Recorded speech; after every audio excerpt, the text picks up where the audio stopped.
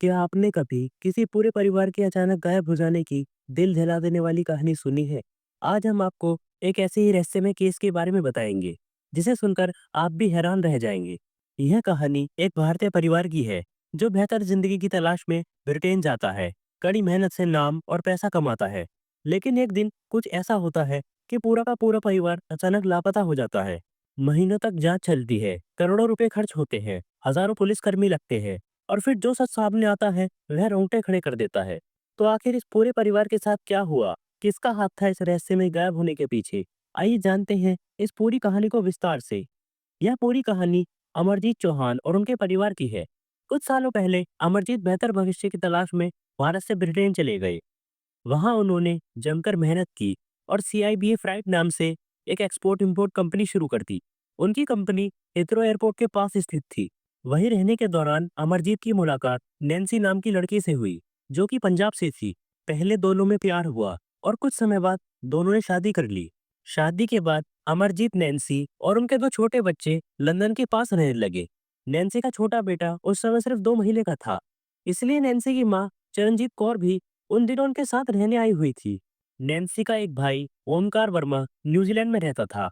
हालांकि दोनों भाई बहन दूर थे, लेकिन अक्सर फोन पर बातें करते थे। 14 फरवरी 2003 को भी नैन्सी ने हमेशा की तरह अपने भाई से फोन पर बात की, लेकिन इस बार कुछ अजीब था। नैन्सी की आवाज में घबराहट थी। ओमकार ने जब इसका कारण पूछा, तो नैन्सी ने बताया कि अमरजीत कल ऑफिस गए थे, लेकिन अब तक वापस नहीं आए हैं। नैन्सी ने अमरजीत को कई बार कॉल भी किया था, लेकिन उनका फोन स्विच ऑफ आ रहा था। फिर उसने अमरजीत की कंपनी में फोन किया, तो उसे बताया गया कि अमरजीत एक अर्जेंट बिजनेस मीटिंग के लिए नीदरलैंड चले गए हैं। बड़ी कंपनियों के बिजनेसमैन के लिए विदेश जाना कोई नई बात नहीं थी, लेकिन नैन्सी को यह बात कुछ अजीब लगी। वजह थी, अमरजीत ने ना तो कभी किसी नई डील के बारे में नैन्सी को बताया था, ना ही नीदरलैंड जाने का कोई जिक्र किया था।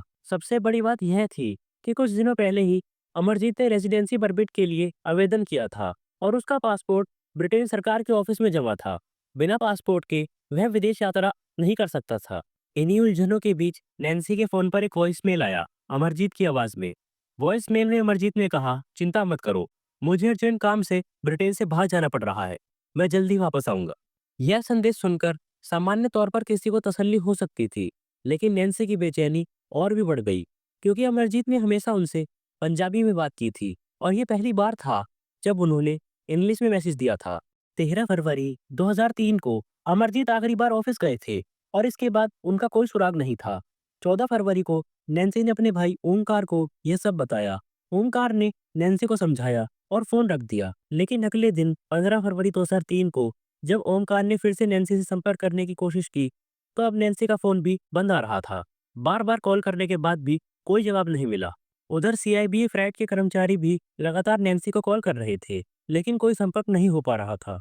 आखिरकार कंपनी के लोग परेशान होकर स्थानीय पुलिस स्टेशन में रिपोर्ट करते हैं कि उनके बॉस अमरजीत चौहान 2 दिन से गायब हैं। चौहान काम पर नहीं पहुंचे थे, और अब उनकी पत्नी नैन्सी चौहान से भी कोई संपर्क नहीं हो पा रहा था। जब इस बारे में जानकारी मिली, तो पुलिस की एक टीम सीधे अमरजीत के घर पहुंची। वहां जाकर पता चला कि घर पूरी तरह खाली था। अमरजीत, उनकी पत्नी नैन्सी, उनके 2 छोटे बच्चे और नैन्सी की मां सभी गायब थे। पुलिस अभी इस रहस्य को समझने की कोशिश कर रही थी कि तभी एक चौंकाने वाला घटनाक्रम सामने आया। अमरजीत के लापता होने के कुछ समय बाद एक व्यक्ति अमरजीत की कंपनी में एक लेटर लेकर पहुंचा। उस लेटर पर अमरजीत के हस्ताक्षर थे। उसमें लिखा था कि वह इंग्लैंड से ऊब चुके हैं और अपनी मर्जी से देश छोड़कर जा रहे हैं। साथ ही कंपनी को भी एक नए मालिक को सौंपने की बात की गई थी। दस्तावेजों की जांच पड़ताल करने पर वे वैध पाए गए। इन दस्तावेजों के सही पाए जाने के बाद पुलिस मान बैठी कि अमरजीत वाकई में इंग्लैंड छोड़ चुके हैं, और उनकी जांच धीमी पड़ गई। इसी बीच अमरजीत और उनके परिवार को गायब हुए 6 हफ्ते बीत चुके थे। इसी दौरान एक स्थानीय अखबार में अमरजीत को लेकर एक खबर छपी कि वह गंभीर व्यक्तिगत समस्याओं से जूझ रहे थे, इसलिए चुपचाप कंपनी बेचकर देश छोड़ गए। आम लोग और कंपनी के कर्मचारी भी इस बात को सच मान बैठे थे, लेकिन न्यूजीलैंड में रहने वाला नैन्सी का भाई ओमकार वर्मा इस कहानी पर यकीन नहीं कर पा रहा था। उसे अमरजीत के इस तरह गायब हो जाने की बात हजम नहीं हो पा रही थी। जब पुलिस ने इस मामले में ज्यादा रुचि नहीं दिखाई, तो ओमकार वर्मा 5 मार्च 2003 को न्यूजीलैंड से लंदन आ गया। लंदन पहुंचते ही ओमकार पुलिस पर अमरजीत और उनके पूरे परिवार की तलाश का दबाव बनाने लगा। पुलिस ने शुरुआत में आनाकानी की, लेकिन जब ओमकार ने उनके खिलाफ अभियान छेड़ दिया, तब जाकर पुलिस ने दोबारा जांच शुरू की। पुलिस ने सबसे पहले अमरजीत के घर की तलाशी ली। अगर देखा जाए तो यह तलाशी तो पहले ही दिन होनी चाहिए थी, लेकिन अब कई हफ्तों बाद हो रही थी। घर के अंदर का हाल देखकर कहीं से भी यह नहीं लग रहा था कि परिवार वाले अपनी मर्जी से घर छोड़कर गए हो। वॉशिंग मशीन में अभी भी कपड़े पड़े थे, टेबल पर खाना रखा था, बच्चों के कपड़े बिखरे हुए थे और नैन्सी की माँ चरणजीत कौर के भी कपड़े वही थे। एक चौंका देने वाली बात यह भी थी कि चरणजीत कौर जहाँ भी जाती थी, गुरु ग्रंथ साहिब साथ लेकर जाती थी, मगर इस बार उनका गुरु ग्रंथ साहिब वहीं टेबल पर रखा था। यह देखकर ओंकार ने पुलिस को बताया कि चरणजीत कौर गुरु ग्रंथ साहिब को छोड़कर कभी कहीं नहीं जा सकती। इसी बीच पुलिस को खबर मिलती है कि लंदन में रह रहे अमरजीत के कुछ रिश्तेदारों को फ्रांस से एक पत्र मिला है। पत्र में लिखा था कि अमरजीत अपने परिवार के साथ भारत चले गए हैं। हालांकि पत्र अमरजीत के नाम से था, लेकिन वह टाइप किया हुआ था, जबकि अमरजीत हमेशा अपने हाथों से पत्र लिखा करते थे। अब अमरजीत और उनका पूरा परिवार 1 महीने से ज्यादा समय से लापता था और पुलिस अभी तक किसी निष्कर्ष पर नहीं पहुंच पाई थी। घर के हालात साफ बता रहे थे कि वह अचानक और बिना मर्जी के गायब हुए थे। अमरजीत चौहान के अपहरण की आशंका को गंभीरता से लेते हुए पुलिस ने 21 मार्च 2003 को यह केस स्कॉटलैंड यार्ड्स के सीरियस क्राइम ग्रुप को सौंप दिया। ग्रुप ने जांच शुरू की, लेकिन कई हफ्तों तक कोई महत्वपूर्ण सुराग हाथ नहीं लगा। फरवरी में अमरजीत और उनका पूरा परिवार गायब हुए थे और अब अप्रैल 2003 आ चुका था। कंपनी के नए मालिक ने कार्यभार संभाल लिया था, जबकि पुराने मालिक अमरजीत और उनके पूरे परिवार का कोई अता पता नहीं था। पुलिस अब यह जानने की कोशिश कर रही थी कि क्या अमरजीत वाकई भारत पहुंचे भी थे या नहीं। भारत में एजेंसियों से संपर्क किया गया, लेकिन न तो अमरजीत अपने गांव पहुंचे थे, न ही किसी रिश्तेदार के घर। तभी अप्रैल के महीने में पास के समुद्र किनारे एक लाश मिलने की खबर ने सबका ध्यान खींचा। जांच पड़ताल के बाद एक चौंकाने वाला खुलासा हुआ। जैसे ही पुलिस को मिली लाश की पहचान होती है, पता चलता है कि यह लाश किसी और की नहीं, बल्कि अमरजीत चौहान की है। ओंकार वर्मा भी इस लाश की पुष्टि अमरजीत के तौर पर करता है। इस खोज ने पूरे केस का रुख ही बदल दिया था। पुलिस जो अब तक यह मानकर चल रही थी कि अमरजीत चौहान कहीं आराम से जिंदगी बिता रहे हैं, उन्हें अब समझ आ गया कि असलियत में उनकी हत्या हो चुकी थी। अमरजीत की लाश मिलने से इतना तो तय हो गया था कि अब तक बुना गया यह पूरा जाल कि अमरजीत देश छोड़कर भाग गए हैं, पूरी तरह से झूठा था। अब पुलिस भी पूरी ताकत से एक्टिव हो गई। केस को सुलझाने के लिए सैकड़ों पुलिसकर्मी लगा दिए गए। जांच की शुरुआत उन लोगों से होती है जो अमरजीत के गायब होने के ठीक अगले ही दिन कंपनी में पहुंचे थे और अमरजीत के साइन किए हुए दस्तावेज पेश करते हुए दावा कर रहे थे कि अमरजीत ने अपनी कंपनी उन्हें सौंप दी है। इस व्यक्ति का नाम था केनेथ रेगन। हालांकि बाहर से मासूम दिखने वाला केनेथ रेगन असल में 1980 के दशक में ब्रिटेन के अपराध जगत का जाना माना नाम था। वह ड्रग्स स्मगलिंग, फर्जी पासपोर्ट बनाना और मानव तस्करी जैसे गैर कानूनी धंधों में लिप्त था। 1998 में लंदन पुलिस ने उसे रंगे हाथों फर्जी पासपोर्ट और ड्रग्स के धंधे में गिरफ्तार किया था। उसके पास 2-4 ग्राम नहीं, बल्कि पूरे 30 किलो हेरोइन बरामद हुई थी, जिसकी कीमत करोड़ों में थी। पुलिस के अनुसार वह अब तक 2000 करोड़ रुपए से अधिक का ड्रग्स बेच चुका था। गिरफ्तारी के बाद अदालत में उसे दोषी ठहराया गया और 20 साल की सजा सुनाई गई। मगर जेल में रहते हुए केनेथ रेगन ने पुलिस को डील ऑफर की कि अगर वह सरकारी गवाह बन जाए तो उसकी सजा कम कर दी जाए। पुलिस ने यह प्रस्ताव मान लिया। केनेथ रेगन के खुलासे से कई बड़े ड्रग रैकेट का पर्दाफाश हुआ और कई अपराधी जेल भेजे गए। वादे के अनुसार उसकी सजा घटाकर पहले 20 साल से 8 साल कर दी गई और फिर लगातार सहयोग के चलते वह केवल 3 साल में साल 2002 में जेल से बाहर आ गया। जेल से बाहर आते ही उसकी आर्थिक हालत बेहद खराब थी। उसका आपराधिक रिकॉर्ड होने के कारण उसे कहीं नौकरी भी नहीं मिल रही थी। इसी दौरान अमरजीत चौहान उसके लिए एक मसीहा बनकर सामने आए। अमरजीत अक्सर बेसहारा लोगों को अपनी कंपनी सीआईबी फ्राइट में काम पर रखते थे। उन्होंने केनेथ रेगन को भी दया करके डिलीवरी बॉय की नौकरी दे दी। अब जब अमरजीत की लाश मिल चुकी थी, पुलिस ने फौरन सीआईबी फ्राइट के नए मालिक केनेथ रेगन को हिरासत में ले लिया और उससे सख्ती से पूछताछ शुरू कर दी। पूछताछ में केनेथ रेगन ने बताया कि अमरजीत ने देश छोड़ने से पहले खुद ही उसे अपनी कंपनी सौंप दी थी और इसके समर्थन में उसने सारे दस्तावेज भी पेश कर दिए। मगर पुलिस को उसके पहले अपराधों के बारे में पता था, इसलिए बिना भरोसे किए उससे सख्ती से पूछताछ जारी रही। हालांकि केनेथ रेगन भी कोई नौसिखिया नहीं था। वह पुलिस से बचता रहा और जांच में कोई बड़ी जानकारी नहीं दे रहा था। ऐसा लगने लगा था कि पुलिस के हाथ फिर से खाली रह जाएंगे। लेकिन तभी 9 अप्रैल 2003 को एक महिला का फोन पुलिस के पास आता है और इस एक कॉल के बाद पूरे केस की दिशा ही बदल जाती है। इस फोन के बाद पुलिस ने केनेथ रेगन पर अधिक दबाव बनाना शुरू किया। कड़ी पूछताछ के चलते आखिरकार केनेथ रेगन की चालाकी दम तोड़ने लगी और उसने एक ऐसा खुलासा किया जिसने सभी को चौंका दिया। असल में जब केनेथ रेगन को अमरजीत चौहान की कंपनी में डिलीवरी बॉय की नौकरी करते हुए कुछ महीने हो गए थे, तो उसे यह पता चला कि अमरजीत अपनी कंपनी बेचकर अपने परिवार के साथ वापस भारत लौटने का प्लान बना रहे हैं। क्योंकि कंपनी की कीमत अच्छी थी, तो अमरजीत जल्द ही किसी योग्य खरीदार की तलाश में थे। इसी बात का फायदा उठाते हुए केनेथ रेगन ने अमरजीत को भरोसा दिलाया कि वह एक खरीदार ढूंढ सकता है।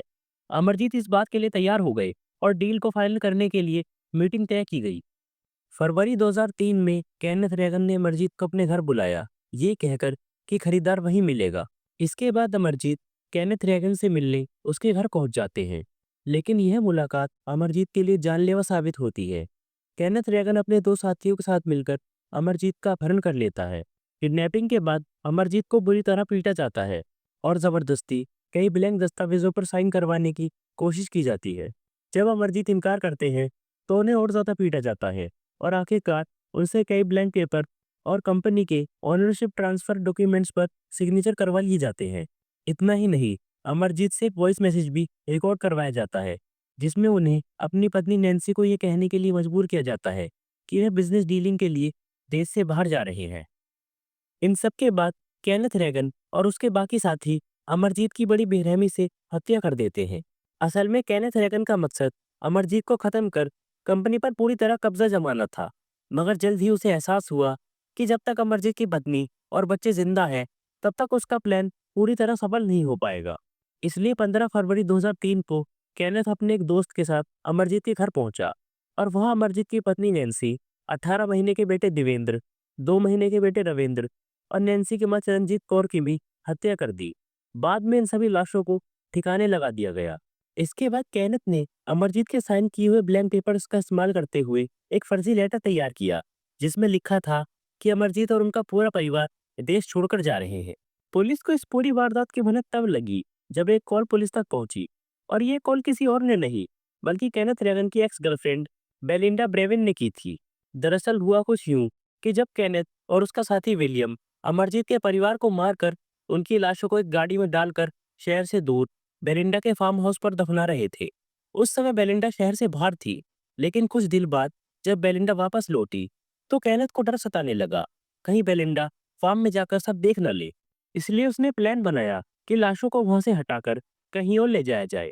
लेकिन जब केनेथ और उसके साथी फार्म में खुदाई कर रहे थे, तभी बेलिंडा ने उन्हें रंगे हाथों पकड़ लिया। उसने देखा कि जमीन से इंसानों की लाशें निकाली जा रही हैं। यह सब देखकर बेलिंडा ने तुरंत पुलिस को सूचना दी। पुलिस ने तुरंत कार्रवाई करते हुए केनेथ रेगन को गिरफ्तार किया और जांच शुरू की। हालांकि केनेथ ने वारदात को अंजाम देने में कोई सबूत नहीं छोड़ा था, लेकिन पुलिस को उसकी घर की तलाशी में एक कोने से खून का एक छोटा सा धब्बा मिला, जो अमरजीत का ही था। पुलिस के सामने सबसे बड़ी चुनौती थी हत्या के मकसद को उजागर करना। पूछताछ और जांच में पता चला कि जेल से छूटने के बाद केनेथ हैगन दोबारा ड्रग्स स्मगलिंग के धंधे में उतरना चाहता था, और इसके लिए उसे एक वैध कंपनी की जरूरत थी, जिसकी आड़ में वह ड्रग्स का कारोबार कर सके। जब उसे पता चला कि अमरजीत अपनी कंपनी बेचने वाले हैं, तो केनेथ ने खुद को मजबूर दिखाते हुए अमरजीत की कंपनी में डिलीवरी बॉय की नौकरी पकड़ ली। फिर एक फर्जी खरीदार का जाल बिछाया और मीटिंग के बहाने अमरजीत को अपने घर बुलाया, जहां उन्हें किडनैप कर ब्लैंक पेपर पर सिग्नेचर करवाकर जान से मार डाला। फिर सबूत मिटाने के लिए पूरे परिवार की भी हत्या कर दी। केनेथ रेगन पहले भी इसी तरह के अपराधों को अंजाम दे चुका था और पुलिस से बच निकला था। उसे इस बात भी पूरा भरोसा था कि वह पकड़ा नहीं जाएगा, मगर किस्मत ने उसका साथ नहीं दिया। करीब 1.5 साल की मेहनत, हजारों से ज्यादा पुलिस अधिकारियों की रात दिन की कोशिशों, करोड़ों रुपए के खर्च के बाद आखिरकार पुलिस ने सारे सबूत इकट्ठा कर मुकदमा दर्ज कर दिया। 2004 के नवंबर में सभी आरोपियों पर मुकदमा शुरू हुआ और 2005 के अप्रैल में अदालत ने केनेथ रेगन और उसके साथी विलियम को 5 लोगों की हत्या के आरोप में उम्र कैद की सजा सुनाई। आपको बताते चले, 2003 के अप्रैल में अमरजीत की लाश बरामद हुई थी। फिर जुलाई में मछुआरों के जाल में फंसकर नैन्सी की लाश मिली और नवंबर में चरणजीत कौर की लाश समुद्र किनारे बरामद हुई। लेकिन अफसोस की बात यह रही कि अमरजीत के दोनों बेटों की लाशें आज तक नहीं मिल पाई। तो इस दिल दहला देने वाले केस पर आपकी क्या राय है? नीचे कमेंट में ज़रूर बताएं। और अगर आपको यह वीडियो अच्छी लगी, तो हमारे चैनल जुर्म की बात को सब्सक्राइब करें और वीडियो को लाइक करें। धन्यवाद।